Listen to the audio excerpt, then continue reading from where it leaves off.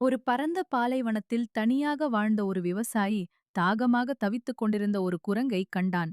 அதை காப்பாற்ற வேண்டும் என்ற எண்ணத்தில், நாம் சேர்ந்து ஒரு குழி தோண்டி தண்ணீர் சேமிப்போம் என்று சொல்ல, இருவரும் கடும் வெயிலையும் பொருட்படுத்தாமல் தினமும் உழைத்தார்கள். விவசாயி தொலை தூரத்திலிருந்து தண்ணீர் கொண்டு வந்தான். குரங்கு அவனுக்கு உதவி செய்து குழியை பாதுகாத்தது. சில நாட்களில் அந்த குழி தண்ணீரால் நிரம்ப அவர்கள் மகிழ்ச்சியாக அதில் குளித்து தங்கள் நட்பை கொண்டாடினர்.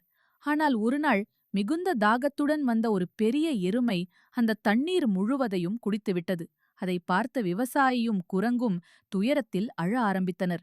அதே நேரத்தில் குரங்கு தைரியமாக, நாம் மீண்டும் முயற்சி செய்வோம், இந்த முறை நம் உழைப்பை பாதுகாப்போம் என்று சொன்னது. அதன் வார்த்தைகள் விவசாயிக்கு நம்பிக்கையை அளித்து, இருவரும் மீண்டும் உற்சாகத்துடன் வேலைக்கு இறங்கினர். ஏனெனில் உண்மையான உழைப்பும் நட்பும் இருந்தால் எந்தத் தோல்வியும் வெற்றியாக மாறும்.